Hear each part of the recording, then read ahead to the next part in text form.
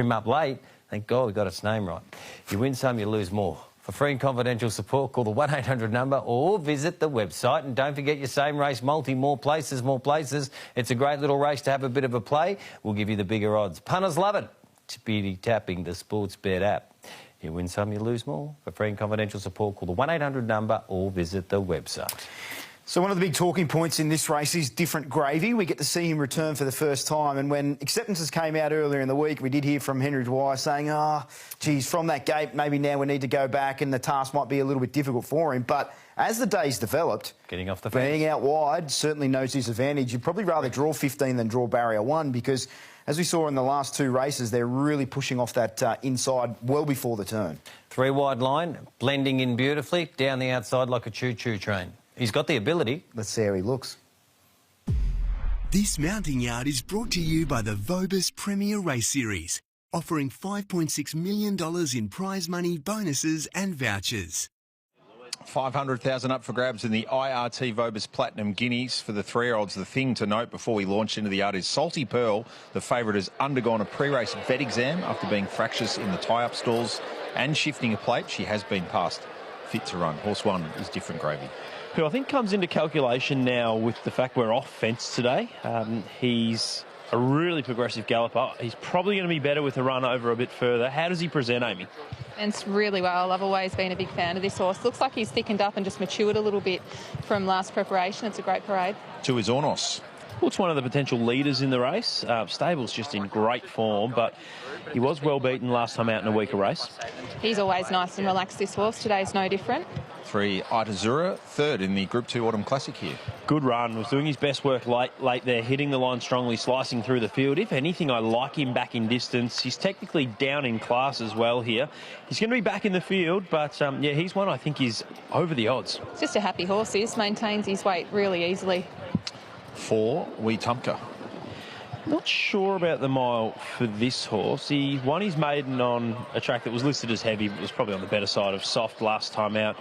Fell in there, maybe back on top of the ground. He's better suited, but I do think others have stronger form, as the market would suggest. Type-wise, he definitely looks like a miler, Ben. You'd even think that he'd get 2,000.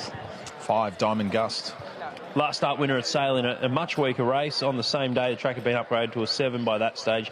He's got some speed. He can probably hold just in behind the leaders or right there from the inside draw, but this is a lot tougher. Big, tall, athletic type of horse this. He's in really good nick. 6, The Benchmark. I'd be interested in Amy's thoughts on this guy at the mile, being by Frosted. He was really good winning his maiden 2 starts ago. Didn't quite measure up in the Future Stars final. Wider draw, but not the disadvantage I maybe thought when doing the form for this race. I would have thought this was the tail end of his distance range, looking at him on top. 7 is VIP. No ceiling on this guy. He's 2 from 2. He sat wide without cover at the Heath track, which is not easy to do to win a weaker race last time out. So this is his toughest test. He's drawn for a soft run. We'll find out how good he is today. Yeah, he looks excellent. I think that he's a really nice progressive horse. Beautiful attitude too. 8, Storm Leopard. Yeah, I was concerned by his draw, but less so now that we are getting off the fence. He won dominantly last time out in a much weaker race. He's always shown good promise. He's lightly raced. But again, this is the toughest task for him. He's got a really healthy coat on him, this horse. His weight range looks spot on too, very fit. 9, Cincherato. Yeah, he's another one that's always had a big rap on him. He won his maiden dominantly from the front last time out. He looks one of the potential leaders in the race, gets winkers on. Obviously, a much tougher task for him today. Being quite silly in the yard. He's a horse that I don't know, but I'm not sure if this is normal for him. 10, Pavlich, 3rd to Diamond Gust, fresh at Sale. I think he can roll forward with the likes of Ornos and Cincherato here. He'll be fitter for that run at Sale last time out, gets the blinkers on today. He's quite a powerful type of horse, this. He's presented well. 11, Arabian Prince. This is the shortest trip he's raced over in his career. And his first up, he's only had the 1 trial. I thought the trial was okay, actually. Look, he's going to be a stayer in time. He's got a lot of talent. He is still a maiden. I've always been this horse's biggest fan. I think he's such a nice athletic type. He's a touch warm in the yard, which is pretty normal for him. 12, Salty Pearl on the backup from last week's CUNY. Yeah, that antics in the tie-up stalls is not ideal, but that aside, she ticks so many boxes. back up, blinkers on, drawn to settle closer and down in grade. They're these exact scenarios when she came out of the 1,000 Guineas to win the Group 2 Fillies Classic last preparation. Thought her run last start was much better than it looks on paper. She didn't have much hope behind a very smart winner the way the track was playing on the day. So I think she deserves to be a dominant favourite in this race. Surprised she played up in the stalls because she's a really sensible horse. Something must have set her off. Her condition is excellent. She's exceptionally fit here. 13 Celibate also has Sassapeel form. She does. Look, she had every chance to finish third there, but third she did finish behind a very smart Quinella last time out. Where she gets through from the barrier, I'm not sure. And she was a $41 chance that I think was flattered by a very slow speed last time out. The mile's a query for me with her, Amy. What about you? Well, she's a lovely loose-moving type of filly. Pedigree, you might have to question it. I think that she's in outstanding order, though. 14 Star of Omaha, fourth to Salty Pearl in the Fillies Classic last spring. Rocketed home first up at Flemington. This might be the blowout in the race. As you said, wasn't far behind Salty Pearl in the Fillies Classic when she led. I think they'll ride her more conservatively today. It was an eye-catching run first up. Amy, what about 1,100 to 1,600 2 weeks between runs? It'd be a great training effort, wouldn't it? Geez, her coat's brightened up between runs, though. I thought that she was a bit dull and she performed exceptionally well first up. It was a real eye-catching run. 15 Missy Aggravation was making late ground to place in the Tassie Oaks. She's one that's no query at the end of 1,600. The query is just whether she needs further than 1,600, which was the report from the stable. Was doing her best work late in the Tassie Oaks. I don't think that's as strong a form as, say, the favourite. She's lovely and relaxed here and obviously very, very fit. 5 weeks between runs for the 16 Silver Sister off a resumption victory at Wangaratta. Yeah, it was a dominant win, but when the other horse in the market didn't perform, gee, it was a weak race. She jumped out well between runs. She might take further improvement out of that first up victory, but I think others have better form. It'd be a really good achievement for her to be able to win a maiden and then come here and win a race like this. She's presented very well, though. Benazil, Elphinstone, Russian Dancer. There's been more than a dash of quality amongst the winners of the IRT Vobis Platinum Guineas in recent years, Ben. There certainly has, and I think there's more than a dash of quality with a favourite here for the race in Salty Pearl. I think it's the best bet on the program today. Couldn't have run much better given the conditions of Flemington last time out and just how good the winner is. There was a lot of merit to that run, but gee, there's some factors that I like for her. The backup, the blinkers going on, drawn to settle closer, the exact scenario as when she was able to win the Group 2 Fillies Classic last preparation. And to top it all off, you get set weights conditions where, as the highest rated runner in the race, she is so well placed. I think if there's to be a blowout, it might be Star of Omaha. Look, 1,100 to 1,600 second up is far from ideal, but gee, getting a big price to find out, and I thought she was excellent first up. Got plenty of time for Itazura. I think he's over the odds at $16. And then you got the likes of VIP, who there's no ceiling on, and Different Gravy, who might come into calculations now we're off fence. It's a good addition of the race, but gee, I like the favourite here. I think if she can hold her form, she's awfully well placed. Amy, who was the pick of the yard? VIP for me on top from the yard. I just think he's such a good-looking individual, such a lovely athletic horse. Looking forward to seeing him again today. Different Gravy's another horse that I make a strong case for. I've always been a big fan of his. Come back in beautiful order, and Salty Pearl is the obvious third pick for me. So welcome in Henry Dwyer to tell us all about Different Gravy. To me, Henry looks like he's thickened up and matured a little bit. How's he been working coming into today? Yeah, great. We've had a bit of an abridged preparation. We went right through the spring, didn't get that long off, and we just always geared up towards having one solid jump out last week, and then the rain came and all the trials were cancelled, and we tried him on the poly track at Ballarat but didn't want to do too much with him on that surface, so only had a quiet one. So he comes in, obviously short of work, but by the same token you wouldn't want him much more screwed down at this stage of the preparation. So long story short, he's probably near enough the mark to run well. What do you do from that tricky gate? Look, I've sort of been watching the races, and they seem to be getting off the fence and coming down the outside, but being first up and having to circle a whole field, you need to be pretty fit to do that, I'd say. So Ben's of the mindset that they might be overdoing it a bit, and there's probably not as much difference between the outside and the inside as they're making out. And if you go back, and you're going to get an uninterrupted passage if you do sort of cut the corner a little bit. So he'll play it by ear as to where he is, but he's not against the idea of coming back to the inside. It's going to be tactical. Good luck, Henry. Thanks, Amy. Cheers.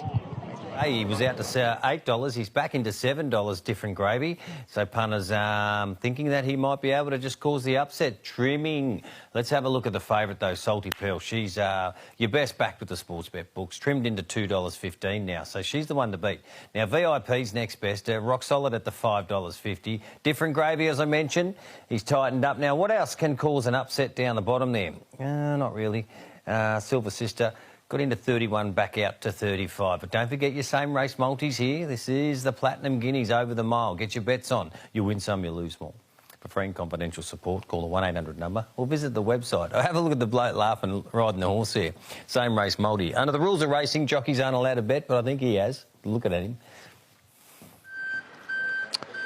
Ben, interested in your thoughts on what Henry Dwyer shared in regards to what Ben Melham's tactics might be, thinking a little bit longer term with different gravy and not wanting the wider, to quote, gut-busting run fresh.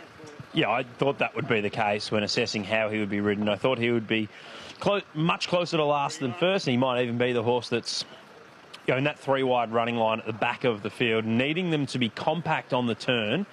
And if that's the case, he'll be charging at them late. In terms of who are likely to go forward, I thought Ornos, Cincerado, Pavlich were three of the more likely horses, but you could throw Storm Leopard into the mix there. He's got the ability to go forward. VIP can be there. Diamond Gus could kick up from gate one. I did think the ideal scenario for Salty Pearl would be like when she won the Group 2 Fillies Classic. They're probably going to try and use their barrier to settle a little bit closer if she begin well enough. That day, of course, she settled behind the leaders, and she's drawn for a similar run here. She just isn't going to want to be buried away, but I think they're going to be off the fence. So even if you're trapped in behind the speed, you can probably duck back to the inside. Capacity field, not surprisingly, with 500,000 reasons to be here for the IRT Vobis Platinum Guineas. The 3-year-olds over a mile with no hill. So Salty Pearl, the short price favourite into 205 with books, has got the right form lines around She's a Alibi and also Sass Appeal. I guess it's the great uncertainty of racing and the size of the field that puts a little question mark over such a short price. But obviously talented as Wetumka comes forward. Silver Sister about to load. Here's the benchmark joining them at 150 to 1. Also joining them, Silver Sister, with Wetumka about to come along. Storm Leopard. Storm Leopard joining them at $18. One of the My Racehorse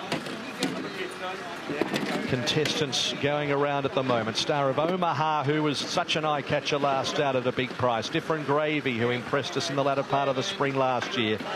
We await on Celibate and Missy Aggravation. And again, plenty of anticipation for the owners here. Such a rich prize, the $500 million IRT Vobis Platinum Guineas, as Celibate goes up to complete it. They're ready to go. Fielders set, ready, gates are back and away. Arabian Prince missed the kick, beginning well towards the inside. VIP, Diamond Gust, Salty Pearl not too far away. Star of Omaha's nice and close. Missy Aggravation wider, and the benchmark forcing up too. They were followed next in the field by Wetumka as they climb the hill with 1,300 metres to go. Silver Sister next on the inside.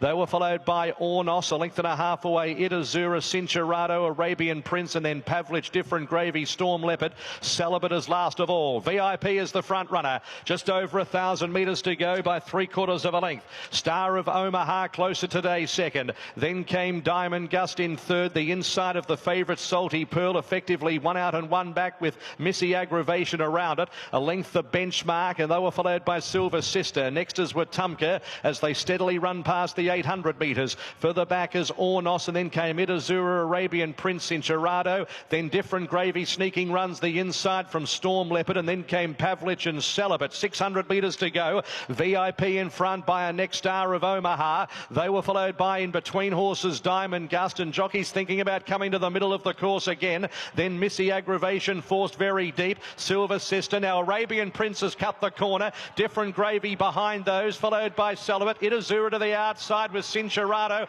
They're across the track again. Salty Pearl out past the middle, swept up to the lead. Salty Pearl went for home from Silver Sister. Then Wetumka, VIP and the benchmark, but it's all the grey. Salty Pearl storms away, and Salty Pearl won it well. From in second, Silver Sister, then Wetumka. Next in the field, the benchmark or Storm Leopard in a photo for 4 from VIP. Then Diamond Gust, Itazura, Celibate, Arabian Prince and Different Gravy. Star of Omaha and Pavlich, Ornos, Cincerado and Missy Aggravation. Best of the day, all right. Salty Pearl makes a one-act affair of the IRT Vobis Platinum Guineas. 3 stakes placings through the preparation. It's taken fillies of the quality of She's Alibi and Sassapil to keep her at bay. There was no keeping her at bay today. Silver Sister is the one to complete the Quinella and make it a 1-2 for the Greys. The second of them with a dash of brown. We tump her into third. But all about the Pearl, Ben. John Allen set it up beautifully and she just executed thereafter. She did. She was a class above her rivals today, and it was a very pretty ride from John Allen. Just looking at the place getters, Silver Sister and Wetumpka, credit to Amy Yagi, gave them both a decent push in the yard when I sort of was thinking both of them weren't a chance of really measuring up. So $6 and $10 the place for either of them if you were buoyed by Amy's comments. But you can see how far off the fence John Allen has steered. He had a lane where he thought was the best ground. He made sure he got to it. He didn't want her having to duck back to the inferior going. And she has had a fair margin on her rivals. Couldn't have done it much better. So she jumped better today with the blinkers on. She was able to take a position behind the leaders, which I think many expected her to be, but he kept on his inside Diamond Gust. Everywhere that horse went, he made sure he was off the fence. The field really worked away from the inside lanes on the home turn, Amy, and John Allen had clear galloping room, but he didn't push the button